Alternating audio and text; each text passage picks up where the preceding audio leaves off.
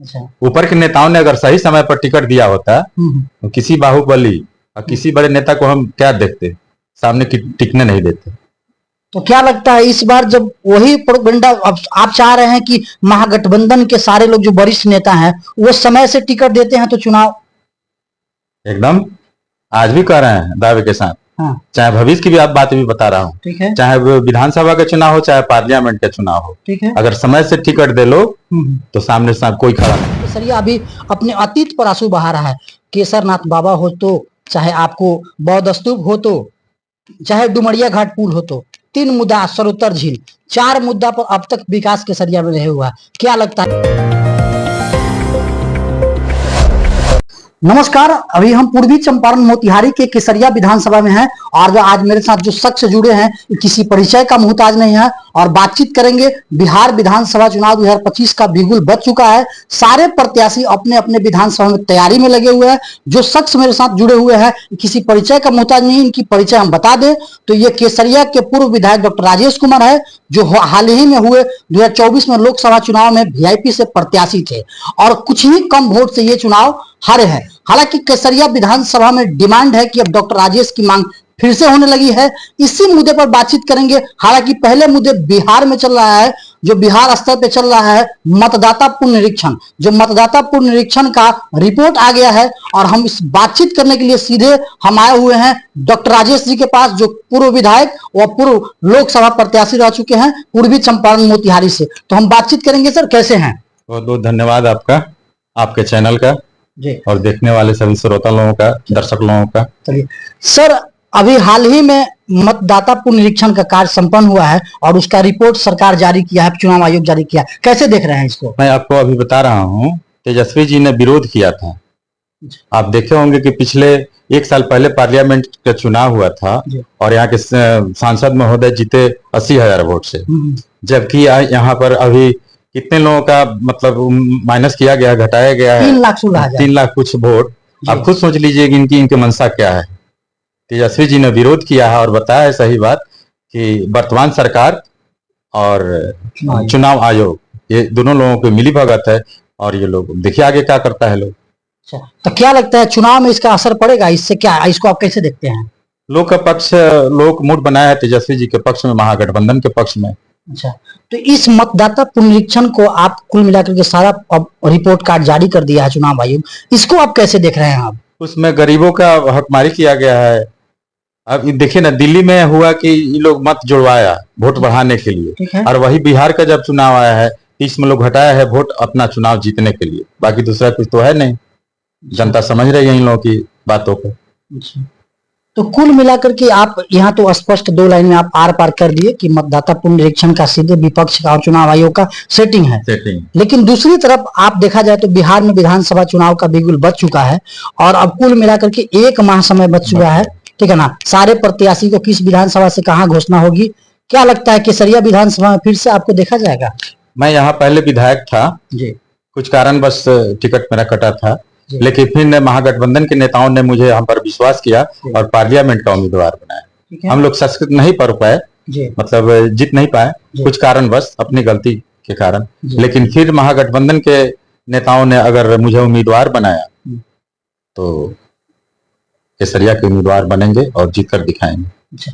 लेकिन एक केसरिया विधानसभा नहीं, पूरे पक्ष विपक्ष का एक ही सवाल उठता है कि आपको आरजेडी टिकट काट दिया 2020 के विधानसभा चुनाव में, आप निर्दलीय आ गए, बागी प्रत्याशी हो गए, फिर आप पे महागठबंधन ने भरोसा जताया, वीआईपी से आप लोकसभा प्रत्याशी बने, ठीक है।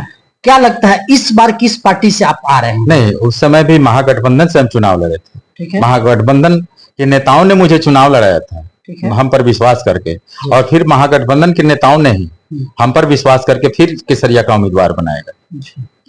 केसरिया को विकास को कैसे देख रहे हैं? कहे कि केसरिया अभी अपने अतीत पर आंसू बहा रहा है।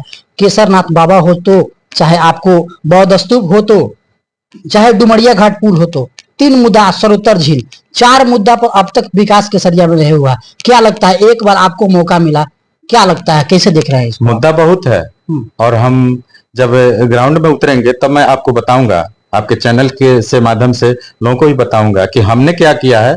हमसे पहले जो एमएलए थे सरकार के एमएलए, उन्होंने क्या किया, और मेरे बाद जो एमएलए है सरकार के एमएलए, इन्होंने क्या किया, सारी बात जनता के सामने आएगी। तो सालवी मिश्रा के कार्यकलाप को आप कैसे देख रहे हैं? मैं किसी जनप्रतिनिधि के बारे में मैं किसी प्रकार का टीका टिप्पणी नहीं करूंगा, मैं अपनी बात कहूंगा।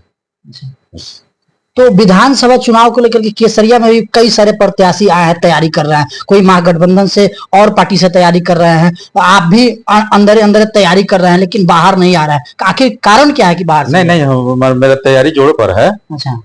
और यहाँ केसरिया की जनता सब समझ रही है क्या करना है। अच्छा। को आएगा तो किसको देना है, हाँ। को आएगा तो किसको देना है, हम नहीं कहेंगे। अच्छा। लोग मूड बना लिया है। मतलब इशारे में क्या कहना चाहते हैं? इशारे में हम कुछ नहीं कहेंगे, लोग अपने समझदार हैं। अच्छा। पार्टी हमको टिकट देगी, हाँ। उम्मीदवार बनाएगी, जनता तय करेगी क्या करना है क्या नहीं करना है। अच्छा। इसके पहले जब हम एमएलए थे, मेरे कार्यकलाप को लोगों ने देख लिया है। ठीक है। सभी जाति के सभी लोगों को हमने मान सम्मान दिया और काम भी किया है, लोगों से मिलते भी थे। अच्छा। तो लेकिन अब सारे मुद्दाओं को देखते हुए जा रहा है कि यदि जनता आप पे विश्वास करती है, पार्टी विश्वास करती है, तो ये 4 मुद्दा हाईलाइटेड मुद्दा है। बौद्ध स्तूप अब तक अपने अतीत पर आंसू बहा रहा है। सर, विधायक कहते हैं कि सांसद महोदय की गलती है, सांसद महोदय कहते हैं जिसके विधानसभा में पड़ेगा वो विकास करे। तो लगता है कि केसरिया बौद्ध स्तूप की विकास होती है, मौका मिलेगा तो आपको? मैं बता रहा हूँ, उसका टेंडर हमने ये करवा दिया है, लेकिन अब कुछ कारणवश मेरे बाद जो जनप्रतिनिधि हैं उनकी गलती है, चाहे जिसकी भी गलती है, जिसके टेंडर नहीं हुआ। ठीक है। वो बौद्ध स्तूप जो है वह केंद्र सरकार का है, लेकिन उसका जो परिसर है वह बिहार सरकार का है, और मेरे रहते हुए उसका टेंडर हमने करवा दिया था। ठीक है जी। लेकिन अब कुछ कारणवश हम चुनाव हार गए, और मेरे बाद जो जनप्रतिनिधि है उनके नहीं जागरूक होने के कारण उसका टेंडर नहीं हो पाया। अच्छा। तो अब कुल मिलाकर डुमरिया घाट पुल जो आधा अधूरा बना, बगल वाला उसी तरह रह गया, अब तक कोई उस पर सही मुद्दा नहीं उठाया है। डुमरिया घाट पुल को लेकर के क्या कर रहे हैं? जो आपके घर से 2 किलोमीटर केंद्र का मामला है, और माननीय सांसद महोदय को इस पर ध्यान देनी चाहिए, जिससे विकास हो।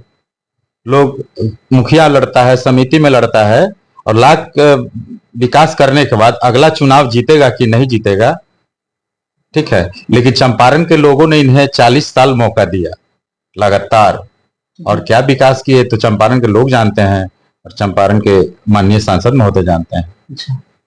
तो क्या लगता है लोकसभा चुनाव में कहां चूक कर गए थे जो आप कोस रहे राधा मोहन सिंह को? आज उनको कोस नहीं रहे, उनको हम किसी को कोस नहीं रहे। ठीक है। हम अपने गलती से चुनाव हार गए थे। अच्छा। ऊपर के नेताओं ने अगर सही समय पर टिकट दिया होता तो किसी बाहुबली और किसी बड़े नेता को हम क्या देखते, सामने टिकने नहीं देते।